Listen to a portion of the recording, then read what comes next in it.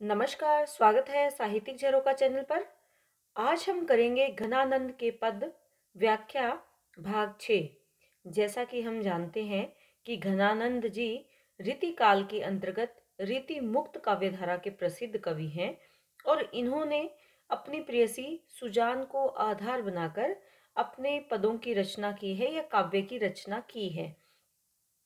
तो इनके पदों में जो इनके मन के भाव अभिव्यक्त हुए हैं सुजान के प्रति, उनके बारे में हम जान रहे हैं। तो आइए आज आगे की व्याख्या प्रारंभ करते हैं। एके आस एके विश्वास प्राण गहे बास, और पहचानी इन्हें रही काहू सोने आस है। यहाँ पर घनानंद जी अपनी प्रेयसी सुजान को संबोधित करते हैं और क्या कहते हैं? एके आस यानी एक ही आस है, एके विश्वास और एक ही विश्वास है, प्राण गहे वास और प्राण में गहे यानी पकड़ रखा है। किस बात को पकड़ रखा है मेरे प्राणों ने? कि मेरे प्राण वास करते हैं किसमें? इसी विश्वास में, इसी आस में बसे हुए हैं। और पहचानी इन्हें रही काहू सोने आस है, कि और पहचानी, और किसी से कोई पहचान नहीं, इन्हें रही काहू यानी किसी से, सो न किसी, काहू यानी किसी, सो अर्थात से, न नहीं, आस है कि और ये किसी को नहीं पहचानते और किसी से कोई आशा नहीं है, यानी किसी से कोई पहचान इनकी नहीं है। किसकी? जो कवि घनानंद के प्राण हैं, क्योंकि वो अपने मन में सुजान को मानते हैं कि सुजान मेरे मन में बसी हुई है, सुजान का ही वास है वहां पर, इसीलिए और किसी से इनकी कोई पहचान नहीं है। चातिक लो चाहे घन आनंद तिहारी ओर, चातिक यानी जो चातक पक्षी है उस उसके समान घन आनंद। घन आनंद कौन है यहाँ पर? सुजान। और जो चातक पक्षी है वो भी तो कैसे निरंतर चंद्रमा की ओर निहारता रहता है, उसी प्रकार चातिक के समान तिहारी ओर, तुम्हारी ओर ताकता है, निहारता है, अर्थात तुम्हारी ओर देखकर अपनी आशा रखता है और विश्वास है उसे कि तुम उसकी इच्छा को पूर्ण करोगी या उसका साथ दोगी या तुम उसे स्वीकार करोगी। आठों जाम नाम ले बिसारी दीनी मौन है। आठों पहर, जाम अर्थात पहर, आठों पहर तुम्हारा नाम लेता है। और बिसारी दीनी, बिसार दिया है, बिसारने से अभिप्राय यहाँ पर क्या है? भुला दिया है।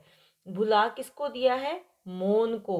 भुला, बिसारी दीनी, भुला दिया है।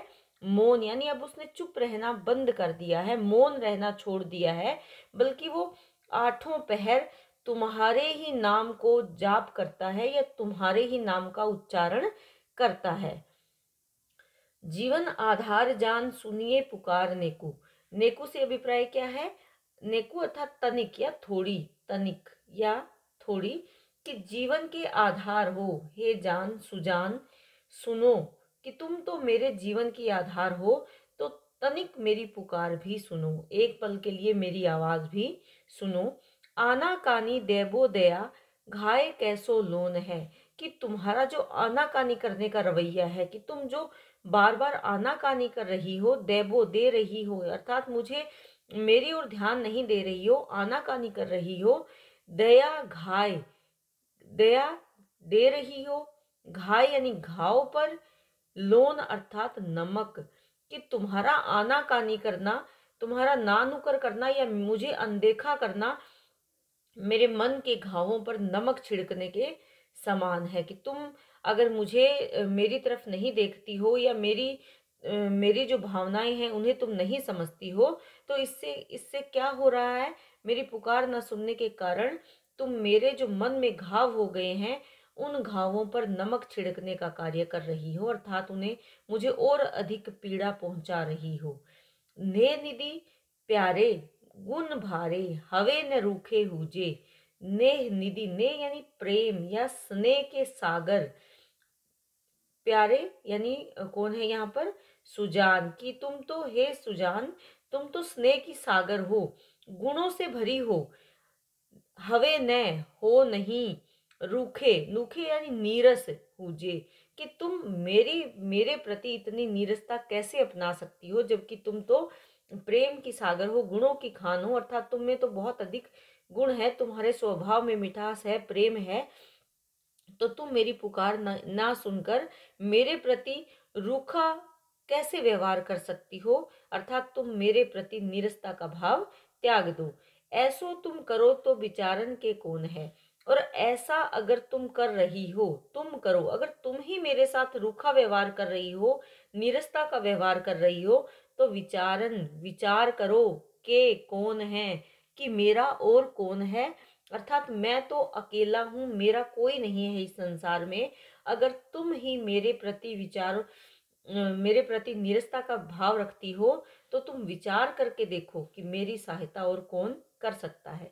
देखिए, कुछ विद्वान ये मानते हैं कि सुजान कृष्ण को संबोधित किया है, लेकिन इसके साथ साथ कुछ विद्वान ये भी मानते हैं कि सुजान उनकी प्रेयसी को संबोधित किया है। तो इसमें कंफ्यूज होने या परेशान होने की जरूरत नहीं है, क्योंकि जो एक भगत के रूप में अगर देखें तो भगत के रूप में भगवान श्री कृष्ण को संबोधित किया है, और एक प्रेमी के रूप में देखें तो उन्होंने अपनी प्रेयसी सुजान को संबोधित किया है। लेकिन उनके मन के भाव कैसे हैं, विरह से युक्त है, पीड़ा जनित है, और वो अपने जिस इष्ट को या अपनी प्रेमिका को प्राप्त करना चाहते हैं उसके प्रति उन्होंने अपने भाव व्यक्त किए हैं।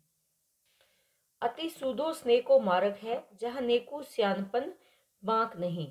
यहाँ पर अपने मन के भावों को अभिव्यक्त करते हुए क्या कहते हैं कि अति सूदो, सूदो यानी सीधा, अति यानी बहुत सीधा है, स्नेह का मार्ग, स्नेह यानी प्रेम का जो रास्ता है वो बहुत अधिक सीधा है। जहां पर, वहां पर, नेकु यानी तनिक, सियानपन चालाकी, बांक नहीं, कि वहां पर चालाकी का कोई स्थान नहीं है, छल कपट नहीं है, बांक यानी छल कपट नहीं है, कि उस स्थान पर, उस रास्ते पर, उस मार्ग पर सियानपन और चालाकी जैसा कुछ भी नहीं है, तनिक भी नहीं है।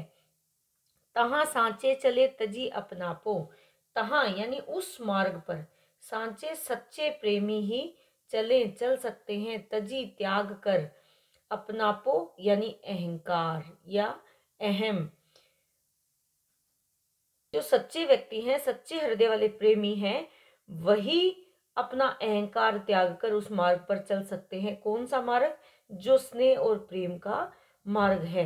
झंझके कपटी जे निशांक नहीं, झंझके अर्थात झिझकते हैं, कपटी कपट करने वाले, जे निशांक यानी निशंक नहीं, कि जो कपटी हैं वो उस मार्ग पर जाने से डरते हैं, झिझकते हैं। कौन? जो कपटी है और शंका सहित है, वो उस मार्ग पर नहीं चल सकते। घन आनंद प्यारे सजान सुनो, यहाँ एक ते दूसरो आंक नहीं। घनानंद जी क्या कहते हैं कि सुजान सुनो, कि हे घन आनंद, घन अर्थात बादल, आनंद के बादल, प्यारे, सुजान सुनो, यहाँ एक ते दूसरो आंक नहीं, अर्थात यहाँ पर एक से दूसरा कोई बात नहीं है। आंक नहीं यानी बात नहीं या अक्षर नहीं। कौन सा अक्षर नहीं? कि मेरे पास केवल एक ही बात है, और वो क्या है कि मैं तुमसे प्रेम करता हूं, इसके अलावा कोई बात मेरे पास नहीं है। तुम कौन धो, कि तुम कहाँ से, पाटी पढ़े हो कहो, पाटी यानी पाठ, पाठ पढ़े हो, पढ़ा है, कहो बताओ, मन लेहू पे देहू छटाक नहीं, कि मन लेहू, मण अर्थात 40 किलो जिसे कहते हैं, 40 सेर, वो होता है मण। लेकिन यहाँ पर दो अर्थों में हम इसे ले सकते हैं, कि एक तो तुम इतना ले रही हो और देती तुम छटाक भी नहीं, यानी बिल्कुल थोड़ा सा भी नहीं दे रही हो। दूसरा क्या है? मन अर्थात हृदय ले रही हो और देती तुम छटाक यानी दर्शन भी नहीं, कि तुमने मेरा मन ले लिया है, हृदय ले लिया है, और तुम मुझे दर्शन भी नहीं दे रही हो। दूसरा यहाँ पर क्या आ जाएगा कि तुमने मुझसे शेर ले लिया है, शेर यानी 40 शेर ले लिया है, मन ले लिया है, और तुम मुझे तनिक तिनका भी वापिस नहीं दे रही हो। दोनों यहाँ पर हम इसका प्रयोग कर सकते हैं, दोनों बातों को यहाँ पर स्पष्ट कर सकते हैं। लेकिन मुख्य जो अभिप्राय क्या है कि तुमने मेरा मन ले लिया है, लेकिन तुम मुझे तनिक भी दर्शन नहीं दे रही हो, थोड़े से भी दर्शन देने के लिए तुम तैयार नहीं हो। तो यहाँ पर सुजान को संबोधित किया है और ये बताया है कि प्रेम और स्नेह का मार्ग कैसा होता है, कौन उस पर चल सकता है। कारी कूर कोकिला कहाँ को बैर काढ़ती, कि क्योंकि जब वियोग वर्णन हम कर रहे हैं तो वियोग में सुखदाई पशु पक्षी पेड़ पौधे भी पीड़ा पहुंचाते हैं। तो यहाँ पर काली कोयल के बोलने से कवि को क्या महसूस होता है वो उन्होंने अभिव्यक्त किया है। कारी कूर कोकिला, कोकिला यानी कोयल, काली क्रूर निर्दयी कोकिला कोयल कहाँ को बैर काढ़ती। जब वो काली कोयल बोलती है तो कवि कहते हैं कि वो कहाँ का बैर निकाल रही है, अर्थात कहाँ की शत्रुता काढ़ती यानी निकालनी, कि कौन सा बदला वो मुझसे ले रही है। कूकी कूकी अम्बही अम्बही करेजो किन कोरी ले, कूकी कूकी कूक कूक कर, अभी करेजो यानी हृदय या मन, किन कोरी ले क्यों नहीं निकाल लेती, कि वो इतना, वो कहते हैं कि तुम इतना कूको इतना शोर मचाओ इतनी कि तुम अभी मेरा कलेजा मेरा हृदय निकाल लो, खुर्च खुर्च कर मेरा हृदय तुम निकाल लो, इतना अधिक बोलो। क्योंकि उसके बोलने से कवि को पीड़ा होती है, उसको कोयल का बोलना अच्छा नहीं लगता, तो वो उससे कहते हैं कि तुम इतना कूको कि मेरा कलेजा ही तुम निकाल लो। पैंडे पड़े पापी ये कलापी निस धोस जो ही, कलापी अर्थात मोर, कि मेरे पैंडे, पैंडे यानी पीछे पड़ गए हैं, पीछे पड़े पड़े यानी पड़ गए हैं, कौन पड़ गए हैं, ये पापी कलापी, कि ये पापी मोर भी मेरे पीछे पड़ गए हैं। निस धोस जो ही, निस अर्थात दिन और रात, निस धोस यानी दिन और रात ये मेरे पीछे पड़ गए हैं। चातक घातक त्यों ही तू ही कान फोरी ले, कि चातक पक्षी को संबोधित किया है कि तुम भी मेरे लिए घातक हो और तुम भी क्यों पीछे रहते हो, तुम भी मेरे कानों को फोड़ डालो, कि तुम्हारा बोलना मेरे कानों को पीड़ा पहुंचा रहा है, तो तुम भी मेरे कान फोड़ डालो। तो यहाँ पर ना तो कोयल का बोलना कवि को अच्छा लगता है, ना मोर मोर कवि को अच्छे लग रहे हैं, और ना ही चातक पक्षी का बोलना भी कवि को सुखदायी प्रतीत हो रहा है। तो ऐसे में वो कहते हैं कि रात दिन मोर मेरे पीछे पड़े हैं, चातक पक्षी का बोलना ऐसे लगता है कि वो मेरे कान फोड़ डालेगा। और वो उससे कहते हैं कि तुम इतना बोलो कि मेरे कान ही फोड़ लो, जिससे कि मैं तुम्हें सुन ना पाऊं, क्योंकि चातक पक्षी को अगर सुनेंगे तो उनकी जो विरह की पीड़ा है वो और अधिक बढ़ जाएगी। इसीलिए वो कहते हैं, कोयल से कहते हैं कि तुम मेरे कलेजे को फोड़ कर निकाल लो। मोर का रात दिन जो बोलना है वो उन्हें अच्छा नहीं लगता, और चातक पक्षी का बोलना उनके कानों को बिल्कुल नहीं सुहाता, तो वो उससे निवेदन करते हैं कि वो उनके कानों को फोड़ डाले। आनंद के घन प्राण जीवन सुजान बिना, कि आनंद देने वाले घन के समान जो सुजान है, जो मेरे जीवन का मेरे प्राणों का आधार है, उनके बिना जाने की अकेली सब घेरो दल जोरी ले, कि जानकर समझकर अकेली अकेला समझकर सब घेर लो दल जोड़ी के, एक दल बनाकर, कि सब अपना दल जोड़कर मुझे घेर लो। जो लो करे आवन विनोद बरसावन वे, जो लो यानी जब तक करें आवन आना हो, कि जब तक वो आए, कौन, विनोद बरसावन, विनोद अर्थात सुख देने वाले, कौन सुख देगा, सुजान, कि जब तक सुजान नहीं आती तू लो तब तक रे डरारे बजमारे घन घोरी ले। तो यहाँ घन को संबोधित किया है, घन अर्थात बादल को संबोधित किया है, कि तब तक रे डरारे, रे डराने वाले, बजमारे, बजमारे अर्थात दुष्ट, दुष्ट बादल, घन अर्थात बादल, घोरी ले अर्थात गर्ज ले, गर्जना कर ले, कि तब तक जब तक सुजान नहीं आती तब तक तुम गर्जना कर लो। सुजान सुखदाई है, यानी विनोद बरसावन से जो सुजान है वो सुख देने वाली है, और इसीलिए हे डरावने दुष्ट बादल, जब तक सुजान नहीं आती तुम भी अपनी इच्छा पूरी कर लो, तुम भी गर्ज लो, खूब गर्जना कर लो मन भरकर। और जो गर्जना है वो कैसी है, वो निराशा की गर्जना है। गर्जना से अभिप्राय क्या है? निराशा की अभिव्यक्ति।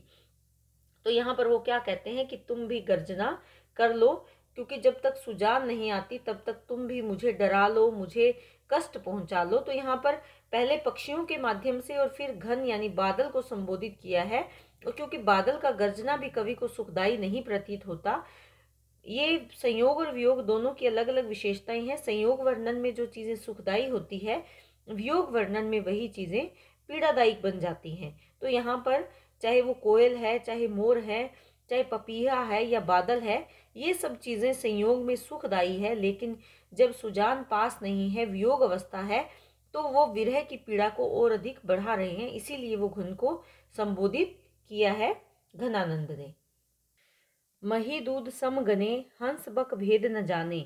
मही अर्थात दही, दूध सम यानी समान, गिने समान जाने, हंस बक यानी बगुला, बगुले में भेद न जाने, कि दही और दूध को समान माने, हंस और बगुले में अलग अंतर ना समझे। कोकिल काक न ज्ञान, कि कोकिल और कौवे का उसे ज्ञान ना हो, अर्थात दोनों का भेद वो ना जाने। कांच मणि एक परमाणे, कांच और मणि, मणि यानी कांच यानी जो अमूल्य वस्तु, बहुमूल्य वस्तु है मणि, और कांच जिसका जो कि तुच्छ वस्तु है। तो कांच और मणि को भी एक ही परमाणे अर्थात एक ही जाने की प्रमाणित करता है। कांच और मणि दोनों एक ही समान है, ये वो प्रमाणित करता है, यानी दोनों का भेद वो नहीं जानता। चंदन ढाक समान, चंदन और ढाक यानी पलाश, पलाश को एक समान समझे। रांग रूपो सम तोले, कि रांग और चांदी को एक समान तोले, जो चांदी और रांग का भेद ना समझे। बिन विवेक गुण दोष, बिना विवेक गुण और दोष के मूड कभी ब्योरी न बोले, अर्थात जो किसी के गुण और दोषों को नहीं देखता, बल्कि यहाँ पर क्या है कि मूर्खों की भांति, मूढ़ यानी मूर्ख, मूर्ख की भांति ब्योरा नहीं देता, नहीं बोलता, निर्णय नहीं लेता। ब्योरी यानी ब्योरा या निर्णय नहीं लेता। प्रेम नेम हित चतुरई, जेने विचारत नेकु मन, कि प्रेम का नेम अपना हित चतुराई से नहीं विचारता। यहाँ पर क्या है कि प्रेम के नियम, प्रेम नेम अर्थात प्रेम के नियम अपनी स्वार्थ और अपनी चतुराई पर जो तनिक भी विचार नहीं करता अपने मन में। नेको यानी तनिक, तनिक भी अपने मन में इस बारे में विचार नहीं करता। सपने हूं न विलंबिये, सपने में भी नहीं विलंब यानी देर करनी चाहिए। छिन तिन ढिंग आनंद घन, अर्थात ढिंग यानी पास, कि उसके पास जाने में तनिक भी देर नहीं करनी चाहिए। तो आनंद घन कौन किसको कहा है? सुजान को कहा है कि वही आनंद का घन है या आनंददायक है, जो इन संसारिक वस्तुओं में भेद करना नहीं जानता, जिसे उसे प्राप्त करने के लिए हमें सपने में भी देर नहीं करनी चाहिए। अर्थात जो दही और दूध के अंतर को नहीं जानता, जो हंस और बगुले में भेद नहीं करता, कौवे और कोकिल में भेद नहीं करता, कांच और मणि के अंतर को नहीं समझता, चंदन और पलाश के बीच में जो अंतर है उसे नहीं जानता, चांदी और रांग में कोई गुण दोष नहीं ढूंढता, अर्थात ऐसा व्यक्ति जो सरल स्वभाव का है, जिसे इन संसारिक वस्तुओं में या स्वार्थ सिद्धि में कोई जिसका मन नहीं रमता, ऐसे व्यक्ति को प्राप्त करने में तनिक भी देर नहीं करनी चाहिए, विलंब नहीं करना चाहिए, क्योंकि वही उसे अपने पास रखना चाहिए, क्योंकि वही आनंद का घन है, अर्थात आनंद देने वाला है या सुख देने वाला है। तो कवि ने यहाँ पर जो संसारिक वस्तुएं हैं उनका उदाहरण देकर बताया है कि जो इन वस्तुओं में भेद करेगा अर्थात वो स्वार्थ प्रवृत्ति का होगा। जो सीधेपन का व्यक्ति होगा वो इन वस्तुओं में भेद नहीं करेगा, वो किसी भी अपनी स्वार्थ सिद्धि के लिए किसी का भी उपयोग नहीं करेगा, और ना ही वो ये देखेगा कि दूध अधिक उपयोगी है या दही अधिक उपयोगी है, चांदी अधिक उपयोगी है या रांग अधिक उपयोगी है, चंदन ज्यादा उपयोगी है या ढाक ज्यादा उपयोगी है, वो ये चीजें नहीं जानेगा। वो सीधे सरल स्वभाव का जो व्यक्ति होगा, उसे हमें अपने पास रखने में या उसे अपनाने में हमें तनिक भी देर नहीं करनी चाहिए, क्योंकि ऐसा सीधे स्वभाव का व्यक्ति ही सच्चा आनंद देने वाला होता है। तो उम्मीद करती हूँ कि घनानंद की जो व्याख्या हमने की है, आज हमारी घनानंद की सभी व्याख्याएं पूर्ण हुई और जो व्याख्याएं हमने की है वो आपको बहुत अच्छे से समझ में आ रही हैं और आपके लिए उपयोगी सिद्ध हो, ऐसी मेरी कामना है। तो इसी के साथ चैनल को लाइक, शेयर और सब्सक्राइब करते रहें। बहुत बहुत धन्यवाद।